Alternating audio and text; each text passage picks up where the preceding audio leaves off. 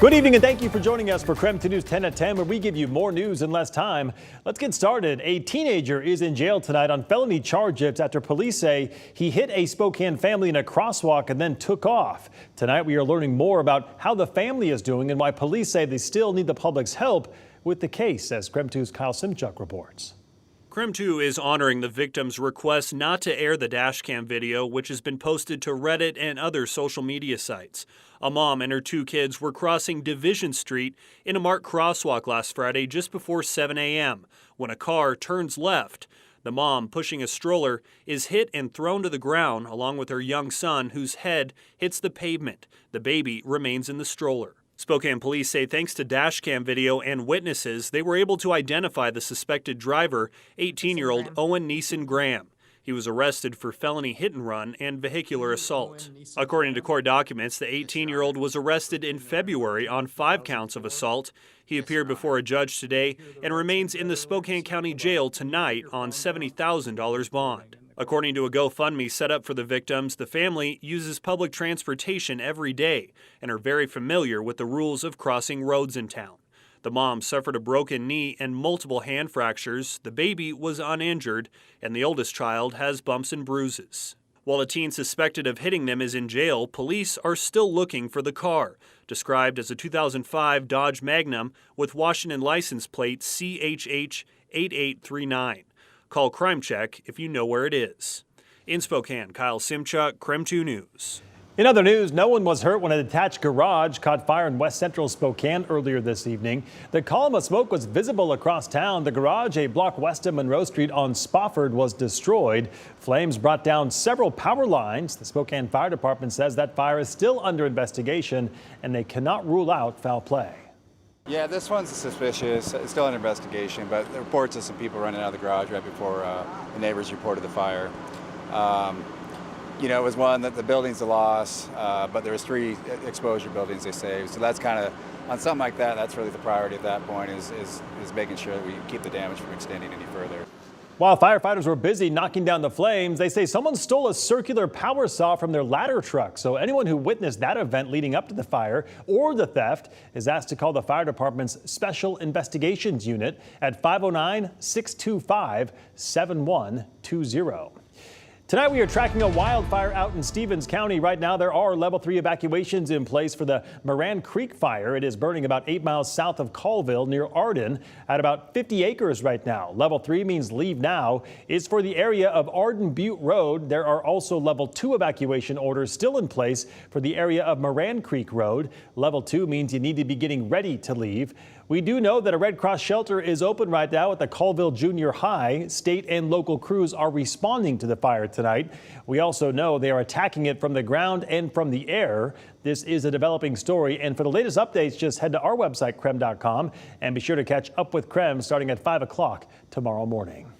On that note, let's talk weather. The inland Northwest is feeling the heat this week with temperatures in the 90s and no signs of slowing down.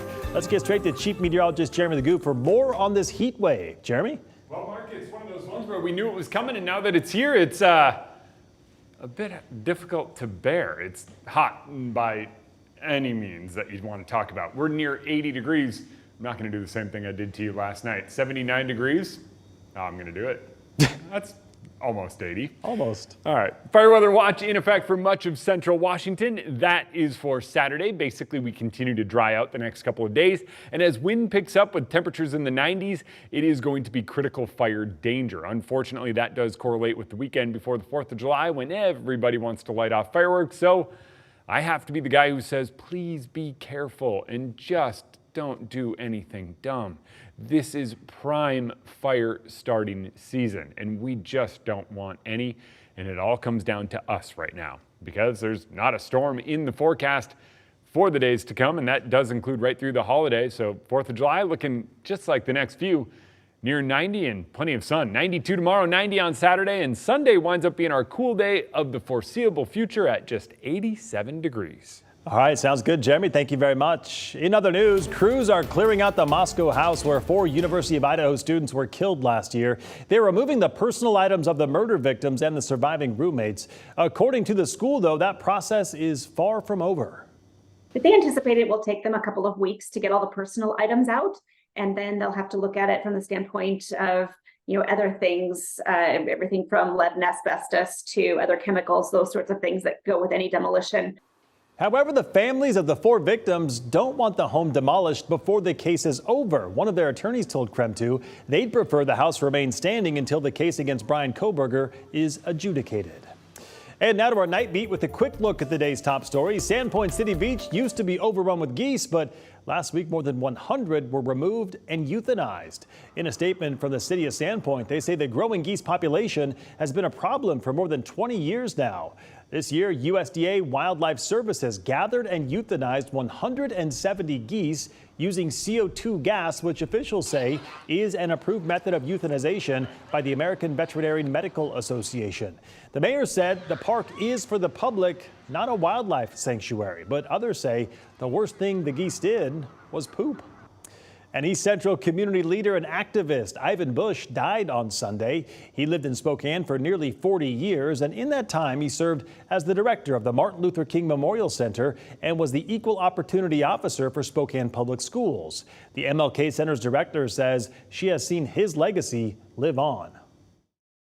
He passed down a legacy that is continuing on even through the MLK Center, with the MLK Day rally in March every year. Memorial service for Bush is being planned for the end of next month at the MLK Center. He was 73 years old. An update tonight on the Fairchild airman accused of stealing ammunition from the Air Force Base. According to court documents, Sean Robson was sentenced to 18 months of supervised release and will face a $4,000 fine. According to investigators, he was arrested for conspiring to steal military ammunition from Fairchild and falsifying documents to make it look like the stolen ammunition was used for official military use. Documents show more than 14,000 rounds were stolen. And that was your Night Beat. To learn more about any of these stories, just text us the word night to 509-448-2000 and we'll send that right to your phone. I know today's court decision is a severe disappointment to so many people, including me, but we cannot let the decision be a permanent setback for the country. Well, just hours ago, the U.S. Supreme Court ruled race can no longer be a factor in college admissions. Despite more than 40 years of legal precedent, affirmative action has been officially struck down. Almost immediately, the ruling caused strong reactions on both sides of the issue. From today, all children will be judged by the content of their character and also by their merit, not by color of their skin.